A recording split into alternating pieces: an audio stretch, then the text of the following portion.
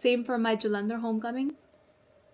um my dad had planned this amazing, like, a parade with like circus performances and like media, news, everything. Like, he arranged it himself. Neither did Miss Grand International do it, nor did my the new national organization do it, you know. They just came, they took their photographs, they posted everything first with their watermark on it of my event, my homecoming. They took credit for everything and then they left. In fact, they left in the middle of my press conference here because they had their content, they didn't need anything. They literally left in the middle. So, and now they're using my photograph everywhere to promote their event, and they didn't do anything for me, you know? Like, I was left completely alone. I couldn't work with the people I had a legal contract with Glaminant, and because MGI and the new people wouldn't allow it, and I couldn't work without Glaminant either because that's who I have a contract with. So I'm literally stuck over here. And when I'm in India, like, there's nothing I can do because of these issues, and just constant threatening messages from MGI saying we'll take your crown away. I had to let go of so many opportunities, big interviews by like I don't even know if I can say. I had to let go of a lot of really, really big opportunities simply because I wasn't allowed to take them. I couldn't because I was stuck. And so all the comments that are like calling me jobless and like saying, you know, why is she not doing anything? Why is she not posting? Why is she not updating? Why are there no appearances? Literally because I wasn't allowed to. And can you imagine how difficult and stressful it was for me? Because when you win, you expect your life to change overnight. That's what I expected. You expect that everything is going to be perfect and you're going to get all these opportunities and offers and it's all going to work out. But that's not the case. That is not the case at all. And I had to struggle and fight, and I had to sit home and do nothing because I had to say no to everything that was offered to me in India. So, whatever duties were given to me by MGI, I did all of them. I was at every event, I did everything. I did not work outside of them at all. All right. At most, I would do one or two unpaid things because, like, I'm not getting paid, so I'm allowed to do it, you know? But other than that, I would just do nothing. And this was like the hardest thing of all, hard to explain to all of you.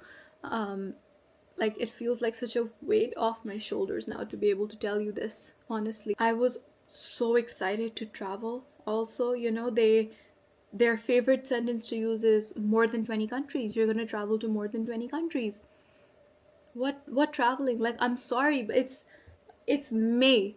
It's May. I've been queen for 7 months, all right, and I have traveled to one country with MGI, just one. That's the Czech Republic. That's it.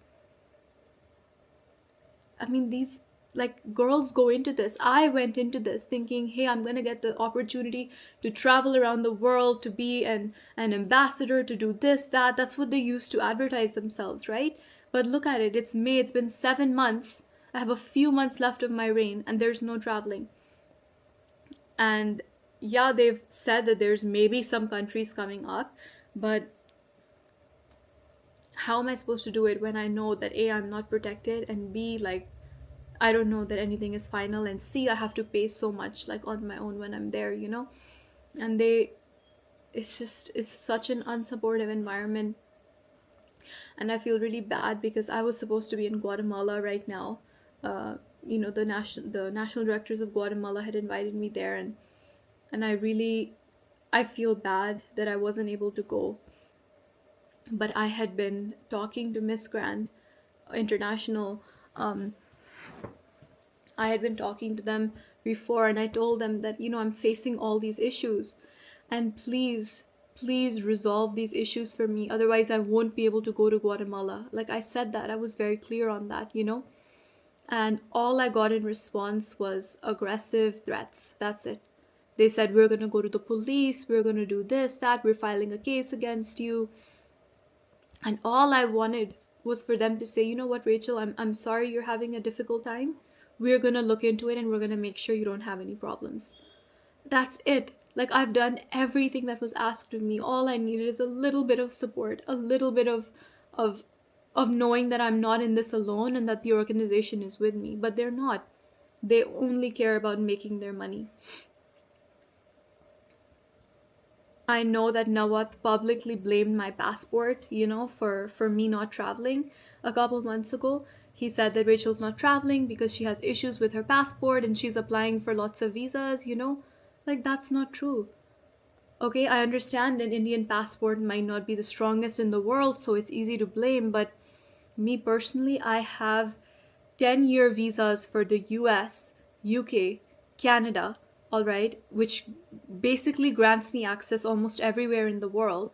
And I applied for my Schengen visa the day they told me to. I applied and I got my Schengen visa for 3 months within like 6 days. So that's not the reason I wasn't traveling for so many months, is because I'm struggling with my passport. It's because there were no travel opportunities for me. And another reason I hear a lot is people think that Rachel can travel on her own. I would be more than happy to travel on my own if they present the opportunity to me. But they didn't. And I've been here, I've been ready to work, ready to be queen, ready to actually have the reign that was promised to me. But like, I'm not being offered those opportunities. Like, I've only been to one country. That is so shameful and embarrassing. And even that trip, like, I will never forget my trip to the Czech Republic, because the Czech team is so nice and sweet and amazing, and they put on an incredible event over there. And I remember the day after the event, Teresa, me and the national director, we were together, and she starts yelling at the national director, telling her that she had a bad show and that she picked the wrong winner and just XYZ, like lots of issues. She went on for an hour yelling at this woman who is a grown woman running her company, living her life, doing her best, who got so many sponsors, who did such an amazing job. And she yelled at her until she cried. And I realized in that moment, like, if Teresa can yell at this woman like this, like, what am I for her? I'm nothing. What are any of her queens to her? They're nothing. They call themselves Mommy Teresa and Papa Nawat, but you can't just call yourself mom and dad. Like, you have to act like it. You have to protect your daughters. You have to be there for them. I'm sorry, but they couldn't be the furthest thing from parents. They are cold-hearted business people. They just want to extract your use, make money off of you, and that is it. That's all they care about. And the other thing they care about is how you look. That's it. I remember after winning, the first time I sat at an event with them for Miss Grand something, whatever, I don't remember which one it was. But the girls were performing on stage, and I was so excited that I'm finally sitting on the other side of the stage. I'm not on the stage, I'm on the other side, and it's such a proud moment for me. And I was sitting with them, and I heard the way they speak about these girls who they're giving their heart and their soul performing on stage the way all of us do. And I was there to hear the conversations about how they judge them and how they speak about them. The kind of derogatory, body shaming, disgusting, deplorable comments they make. Like, I can't even say that on camera. I would never speak about another person that way. Saying like, oh, she's all right, but her knees are too fat, she'll never win because of her knees. Like, every aspect of the body is pointed out for every girl, all right? Like, she's too this, she's too that, this is too this too that. And I don't know about you, but like, I can't sit through that. I was so excited to be there and be on that side of the table, but just to hear these conversations, it really disturbed me mentally. It made me feel sick.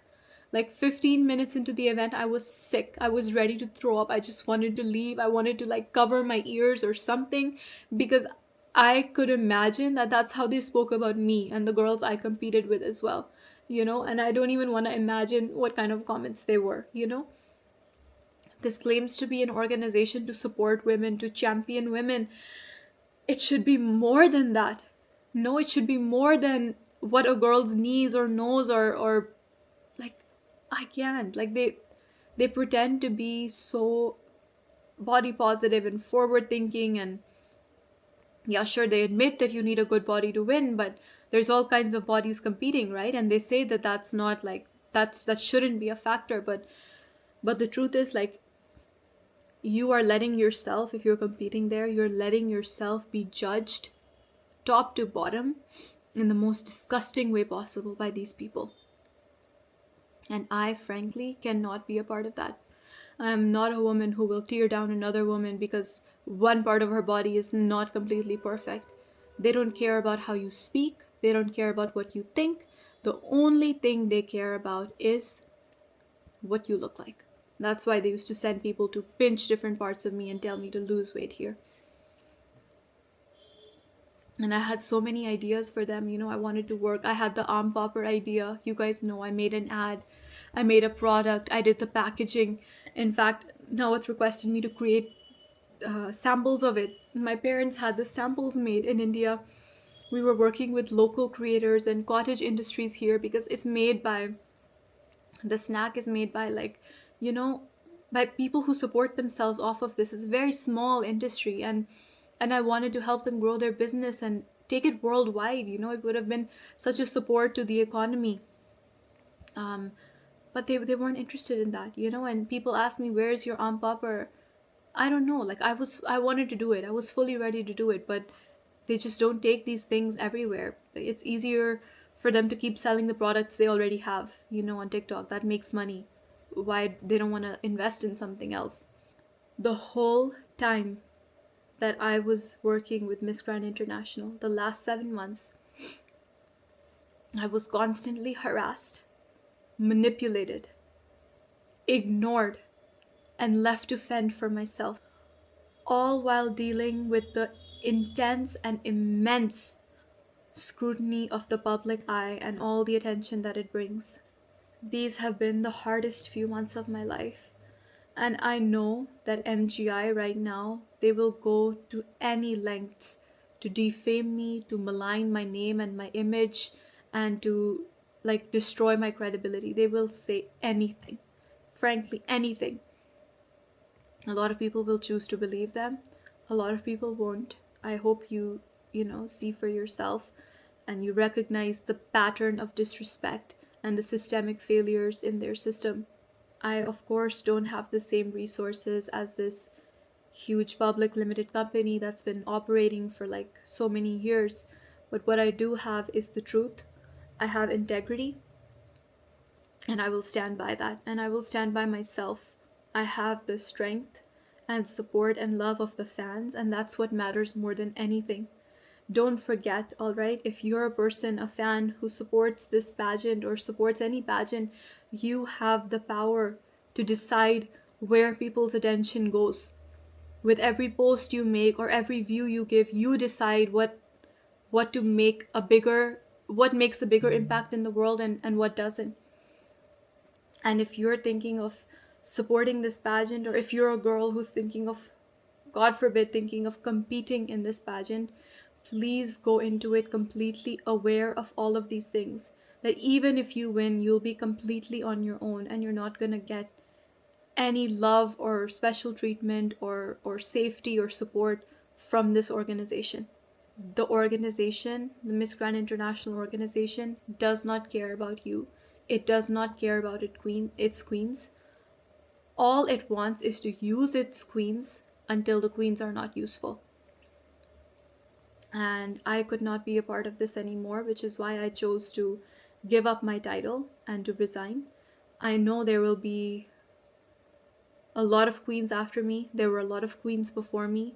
Queens are gonna come and go. It's not gonna end everything, this video right here, but I hope it at least sheds the light on the truth for some girls and some fans and some people who will think twice before supporting this organization. Every girl I know who I've spoken with who's in contract with MGI wants out of her contract. Every single one. And I'm not going to take names, but that means something. And nobody wants to be stuck in their contract with them because they're being used like this. It is completely one-sided. And I know so many girls feel pressure to sign it just the same way I did. Okay, because they're there. but I want you to know before going into it that there is another way, there are other options for you, and that you don't need to put yourself through this at all, because it's not going to benefit you. I think the mistake that MGI made is that they didn't realize when they crowned me that they're not just crowning Rachel, they're crowning a daughter of India. They're crowning somebody who will speak for her country and her people fiercely. They're crowning somebody who will be supported and loved by so many people who care about integrity and honesty, and who care about humanity. That's what this is about at the end of the day. As for my future, I will continue to believe in myself as I've always done. I have the support of my family.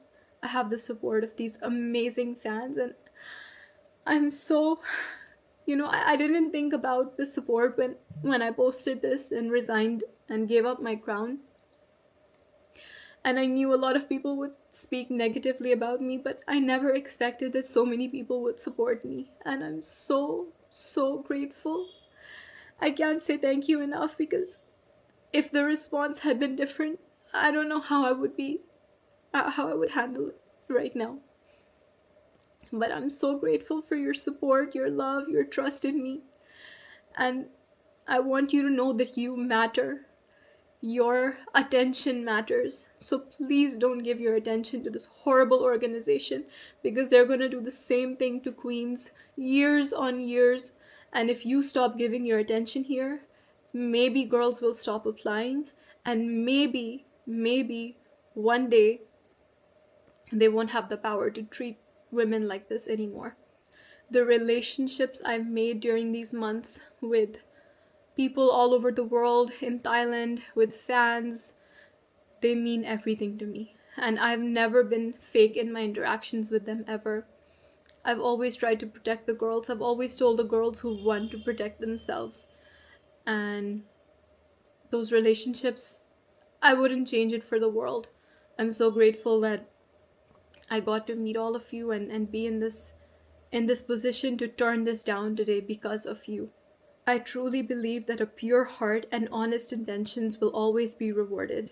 I believe that good things happen to good people, and I want you to know that this decision I made to give the crown back did not come from a place of pain, but it came from a place of strength. I don't feel like I've lost anything. I feel like I've gained everything. I don't know how to explain it to you. Like, I feel free. For the first time in months, I feel free, and I feel like I can breathe. And I've just been drowning for so long, and now I feel like I've come up for air.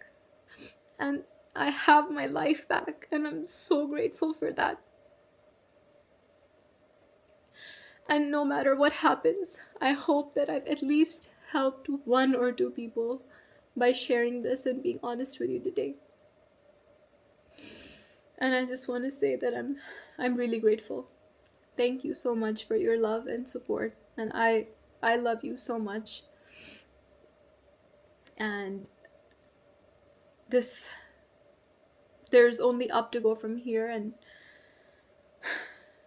we're going to do bigger and better things in life. Thank you again for your love. I love you so much.